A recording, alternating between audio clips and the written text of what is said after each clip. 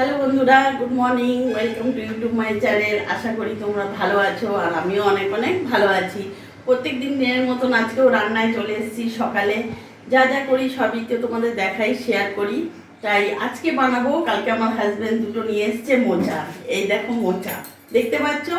এই মোচা দিয়ে আজকে করব মোচা চিংড়ি। তো আমি কিভাবে বানাই তোমরা দেখতে থাকো। আমি মোচাটাকে কেটে এরকম করে ভালো করে বেছে টেছে কুচি কুচি করে কেটে নিয়ে চলে এসেছি।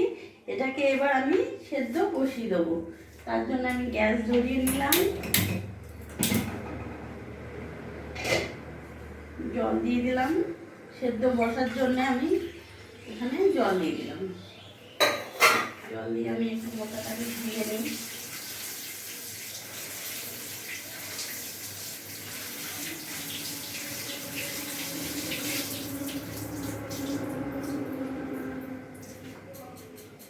মোচাটা আমি সেদ্ধ বসিয়ে দেবো।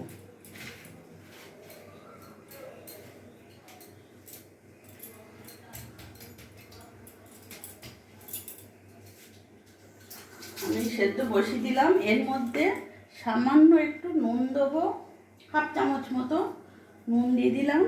আর সামান্য হাফ চামচ মতো হলুদও দিয়ে দিলাম। এবার এটা আমি ভালো করে নেড়ে চেড়ে নেবো। দিয়ে এবার সেদ্ধ বসার জন্য এবার ঢাকাটা আমি দিয়ে দিলাম, সেদ্ধ হোক ততক্ষণ। আমি ঢাকাটা খুলে দেখবো আমার মোচাটা সেদ্ধ হয়েছে কি না। সেদ্ধ আমার হয়ে গেছে, এবার আমি নামিয়ে ফেলবো।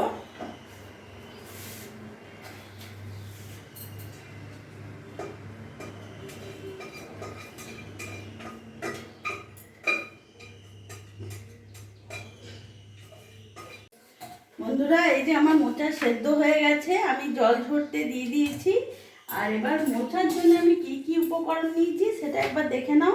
এখানে আমি চিংড়ি মাছ নিয়েছি, আলু এরকম করে আমি ডুমো ডুমো করে আলু কেটে নিয়েছি।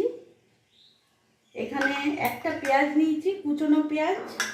এখানে 4-5টা কাঁচা লঙ্কা চেরা আছে। এখানে আমার আদা রসুন আর লঙ্কা পেস্ট আছে, 2 চামচ আমি নিয়েছি। নুন নিয়েছি, হলুদ নিয়েছি, এটা কাশ্মীরি লঙ্কা গুঁড়ো, এটা জিরে গুঁড়ো। আর ফোড়নের জন্য আমি তেজপাতা, জিরে, 2টো শুকনো লঙ্কা আর দারচিনি, লবঙ্গ, এলাচ আছে, দুটো দুটো করে নিয়েছি। আর স্বাদ পরিমাণের জন্য এখানে হাফ চামচ চিনি নিয়েছি আর ঘি নিয়েছি অল্প। আর আমি বানাবো এটা পুরোটা সর্ষের তেলে। তাহলে আমি কড়াই গরম হয়ে গেছে আমার, আমি তেলটা দিয়ে দিলাম। চিংড়ি মাছটা আমি ভেজে নেব। চিংড়ি মাছের মধ্যে আমি এবার নুন হলুদ মাখিয়ে নেব।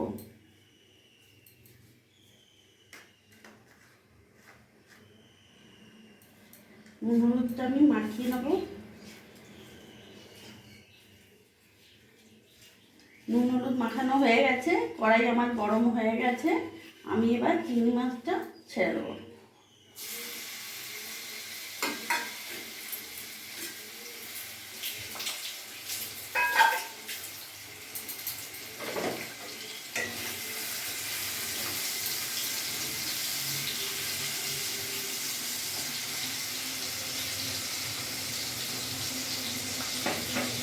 আমার এখানে চিংড়ি মাছগুলো ভাজা হয়ে গেছে, এবার আমি নামিয়ে ফেলবো।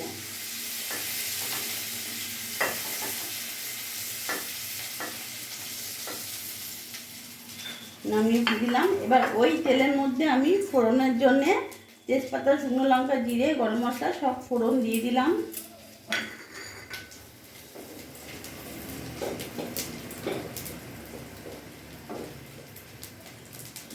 ভাজা ভাজা হয়ে আসুক।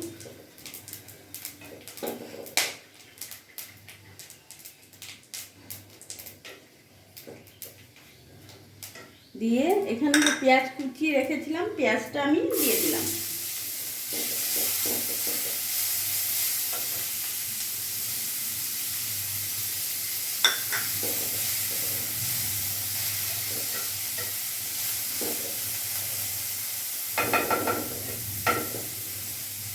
আমার পেঁয়াজের কাঁচা গন্ধটা চলে গেছে। এর মধ্যেই আমি আলুটা দিয়ে দিলাম। এর মধ্যেই আমার আলুটা ভাজা হবে, আমি আলাদা করে ভাজতে পারলাম না। হ্যাঁ, দিয়ে আমি এর মধ্যেই ভাজা ভাজা করে নেব। পরে আমি মশলা দেবো, আলুটা ভাজা হয়ে যাক।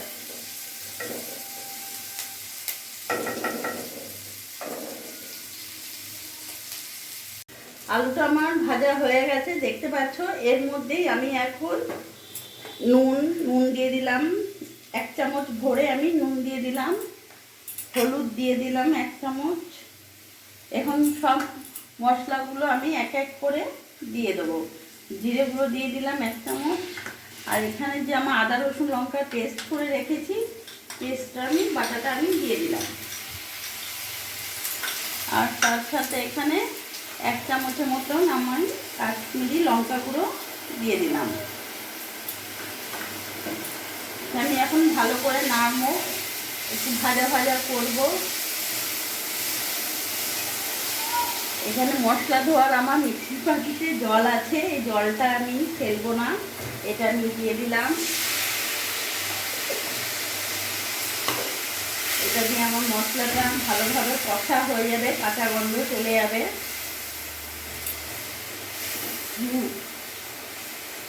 বন্ধুরা, আমাদের এখানে সকাল থেকে খুব সুন্দর বৃষ্টি হচ্ছে আর এত সুন্দর হাওয়া দিচ্ছে, হ্যাঁ খুবই ভালো লাগছে। ঠান্ডা ঠান্ডা ওয়েদার আছে আজকে। অন্ধকার হয়ে আছে, বাইরেটা পুরো অন্ধকার। হ্যাঁ, এটা আমার কষা হোক ততক্ষণে, এটা কষা হোক। কষা হতে হতে আমি যে এখানে মোচাটা কেটে সেদ্ধ করে রেখেছি, এটাকে আমি ভালো করে চটকে নেব। আমার ঠান্ডা হয়ে গেছে, এটা আমি একটু ভালো করে চটকে নেব।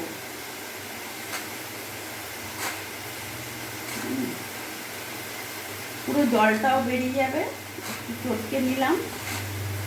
আমার চটকানো হয়ে গেছে।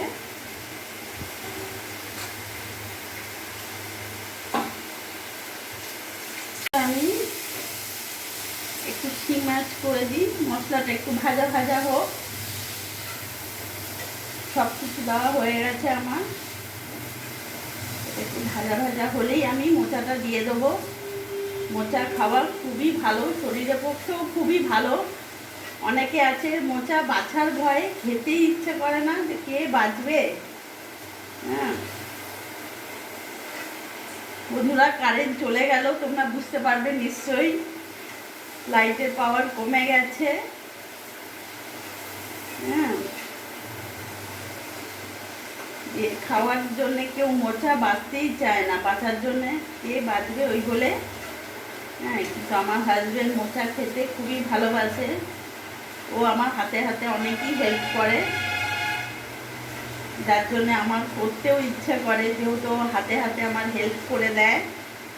হ্যাঁ, এই যে আমার এটা পুরো কষা হয়ে গেছে দেখতে পাচ্ছ, ভাজা ভাজা হয়ে গেছে।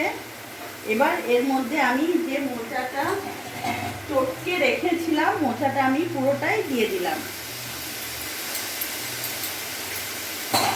এবার আমি ভালো করে নাড়বো, মিশিয়ে নেবো মশলার সাথে ভালো করে।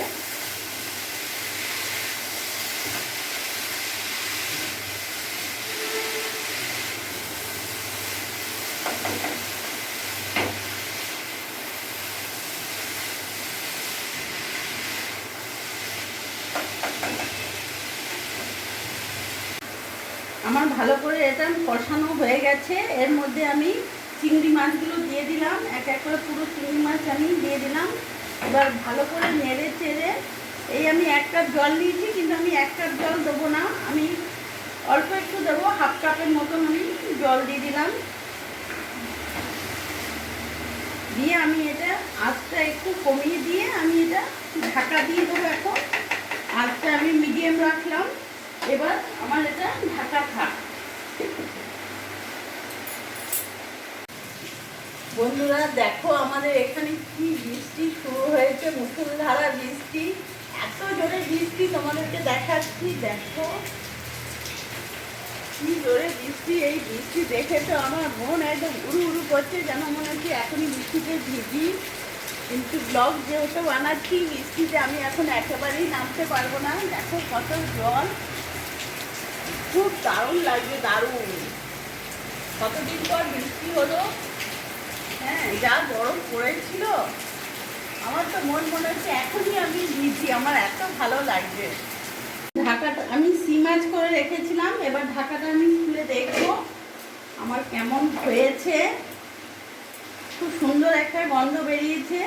এবার আমি এখানে যে হাফ চামচ চিনি রেখেছিলাম স্বাদ অনুযায়ী, সেই চিনি আমি দিয়ে দেবো। চিনিটা দিলে স্বাদটা ব্যালেন্স রাখে, বেশ ভালো। এরপরে এর মধ্যে আমি কাঁচা লঙ্কা যে চিড়ে রেখেছিলাম, কাঁচা লঙ্কাটাও দিয়ে দিলাম। এবার আমি ভালো করে একবার নেড়ে নেবো। খুব সুন্দর ভাজা হয়ে গেছে আমার, এত সুন্দর গন্ধও বেরিয়েছে। এবার এর ওপরে আমি হাফ চামচ ঘি দেবো। তোমরা যদি চাও তো দিতেও পারো, না চাইলে না দিলেও অসুবিধে নেই, কিন্তু আমি দিলাম, আমার ভালো লাগে। বেশি না, হাফ চামচই দিলাম আমি ঘি এখানে।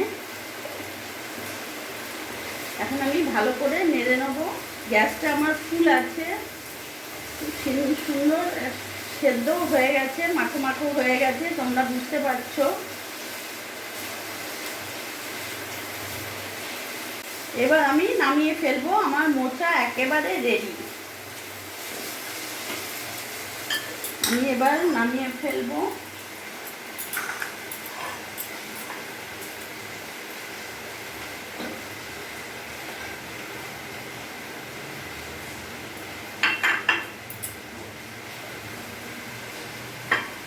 মোচা চিংড়ি হয়ে গেছে, আমি একবার নামিয়ে দেবো। তোমরাও এইভাবে বাড়িতে বানাবে।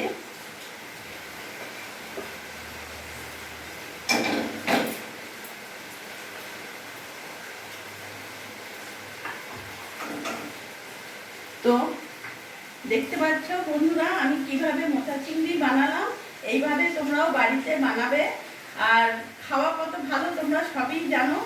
তো যেভাবে আমি বানালাম দেখলে, আমার ভিডিওটা যদি তোমাদের ভালো লাগে প্লিজ তোমরা লাইক করো, সাবস্ক্রাইব করো আর আমার পাশে থেকো।